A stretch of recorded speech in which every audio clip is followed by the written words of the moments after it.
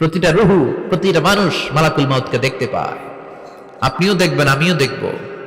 মুমিনদের কাছে এসে মালাকুল মাউত একজন যুবকের বেশে সাদা ধবধবে জুব্বা পরে সুগন্ধি মেখে মুমূর্ষু ব্যক্তির শিয়রে বসে বলে, ইয়া আইয়াতুহান নাফসুল মুতমাইন্নাহ, হে প্রশান্ত আত্মা, উখরুজি ইলা মাগফিরাতুল্লাহি ওয়া রিদওয়ানি, আল্লাহর ক্ষমা আর দয়ার দিকে বের হয়ে আসো। বলা মাত্রই মুমিনের আত্মাটা স্মুথলি বের হয়ে আসে। কাফান মিন আকফানিল জান্নাহ, হানুত মিন হানুতিল জান্নাহ, জান্নাত থেকে আনা সুগন্ধি কাফনের মধ্যে পেঁচিয়ে তিনি রূহটাকে নিয়ে ইল্লিনে চলে যায়। সরাসরি দেখে মালাকুল মাউতকে। আর যারা ইসলাম বিরোধী, কোরআন বিরোধী, তাদের সামনে এসে মালাকুল মাউত ত্রাস সৃষ্টি করে। আগে ধমক। হাইওয়েতে মাঝে মাঝে ডাকাতি হয় না? বাসগুলোর মধ্যে যখন ডাকাতি হয়, বাসে থাকে 50 জন, ডাকাত ঢুকে 5 জন। এই 5 জনের ভয়ে সবগুলো পেশাব করে দেয়, কারণ ত্রাস সৃষ্টি করে। এসেই চাইনিজ কুড়াল দিয়ে আগে কুবায় দেয় 4-5 জনের। রক্ত দেখে কি দেওয়ার সব আগে রেডি করে রাখে। মালাকুল মাউত এসে কাফের, নাস্তিক, মুশরিকদের সামনে সেরকম একটা ত্রাস সৃষ্টি করে। ভয়ে লোকটা কাঁপতে থাকে। ওর কাছে ভদ্র ভাষায় কথা বলে না, সুন্দর জামা পরে আসে না, কালো কুচকুচে চেহারা, ভয়ঙ্কর একটা রূপ নিয়ে, আকৃতি নিয়ে ইসলাম বিরোধীদের মাথার সামনে আসে।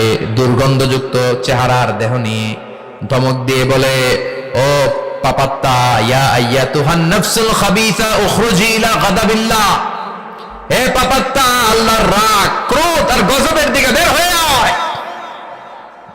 মুমিনের আত্মা বলার সাথে সাথে যেমনি মুমিনের দেহ থেকে বের হয়ে জান্নাতি কাফনের ভেতরে ঢুকে, কাফেরদের আত্মাও কি এরকম তাড়াতাড়ি বেরোতে চায় নাকি?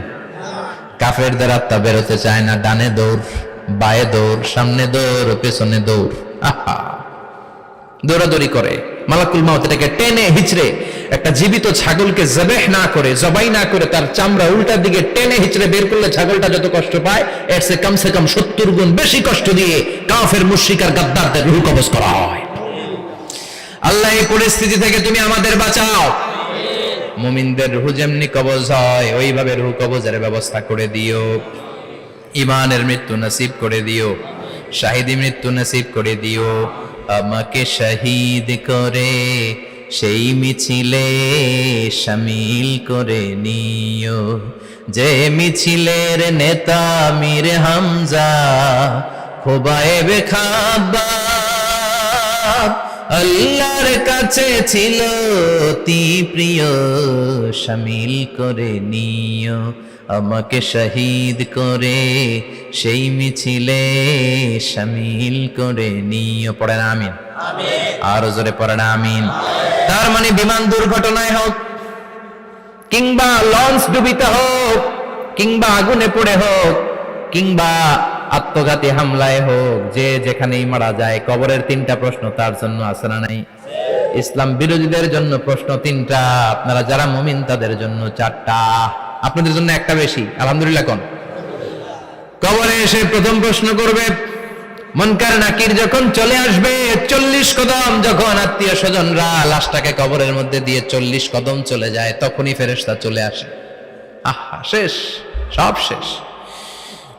এসেই পরীক্ষা শুরু। মার রব্বুক, তোর রবের নাম কি? চিল্লায় বলেন, আমাদের রবের নাম কি? আমরা বলবো রব্বি আল্লাহ, আল্লাহ আমারে রব। দমে দমে তনু মনে তারি অনুভব। পড়েন, আল্লাহ আমারে রব।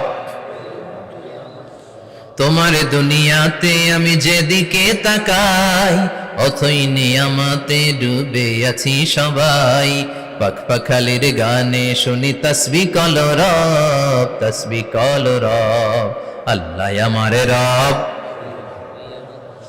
প্রথম প্রশ্ন, তোমার রব কে? আমরা বলবো আমাদের রব আল্লাহ। দ্বিতীয় প্রশ্ন, ওমা দীনুক, তোমার ধর্মের নাম কি? আমরা কি বলবো? তৃতীয় প্রশ্ন, বিশ্বনবীর চেহারা দেখিয়ে বলা হবে, আতারিফু হাদার রাজুল, এই লোকটারে চিনো নাকি? আমরা বলবো চিনি, আমাদের প্রাণের নবী, ঠিক কি না? চাঁদের চেয়ে সুন্দর তুমি নবী আমার কমলিহিওয়ালা, দু জাহানের বাদশা তুমি প্যারা নবী সাল্লে আলা, চাঁদের চেয়ে সুন্দর তুমি নবী আমার কমলিহিওয়ালা, ঠিক কি না? তিনটা প্রশ্নের যথাযথ উত্তর যখন দিয়ে দিলেন, আপনার জন্য অতিরিক্ত আরেকটা প্রশ্ন করা হবে, ওয়ামা ইলমুক, তোমার নলেজ কি? তিনটা প্রশ্নের উত্তর যে তুমি করতে পারলা, কিভাবে পারলা, কেমনে জানলা? নকল করে বলছো নাকি জেনে বুঝে আসছো? নকল হয় না? এখন তো পরীক্ষা চলতেছে বোধহয়। কি পরীক্ষা? এসএসসি পরীক্ষা। নকল হয়? কৃষ্ণপুরে নকল নাই না? এখন মনে হয় এগুলো একটু কমছে। একটা সময় ছিল অনেক নকল হইতো। পাঞ্জাবের ভিতরে নকল, পকেটে নকল, টুপির ভিতরে নকল, মৌজার ভিতরেও নকল, এমনকি মেয়েরাও নকল করে পরীক্ষার হলে আসে না নাই? স্কেলের মধ্যে লিখে নিয়ে যায়, হাতের মধ্যে লিখে নিয়ে যায়, ওড়নায় লিখে নিয়ে যায়, কাপড়ে লিখে নিয়ে যায়, আসে না নাই? ফেরেশতারা বলবে নকল করছো নাকি?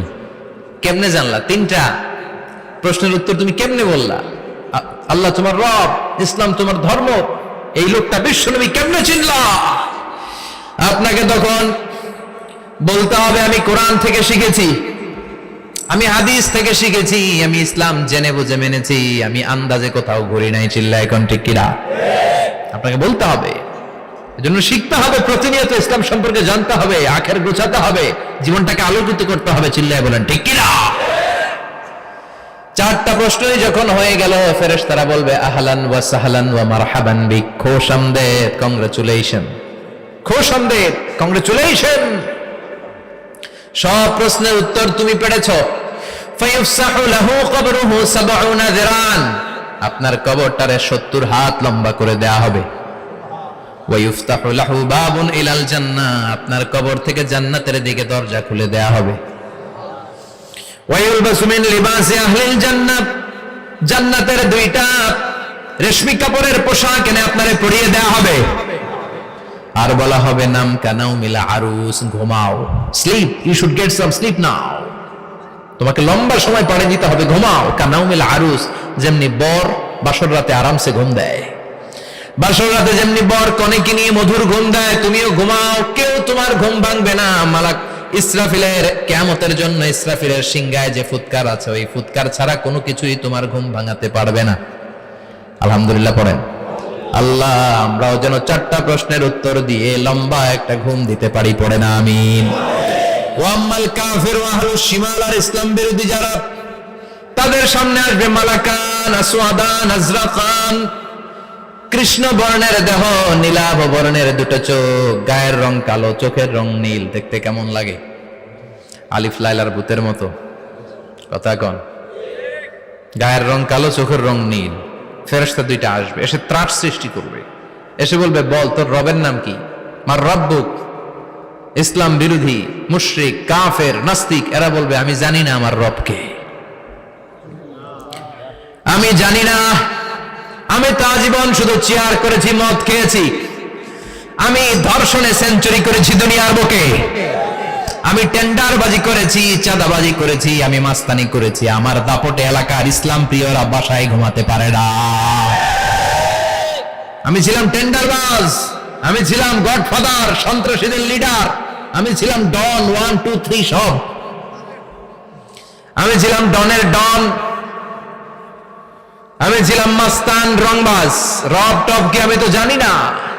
লাদ্রি লাদ্রি, আমার জিজ্ঞেস করো না।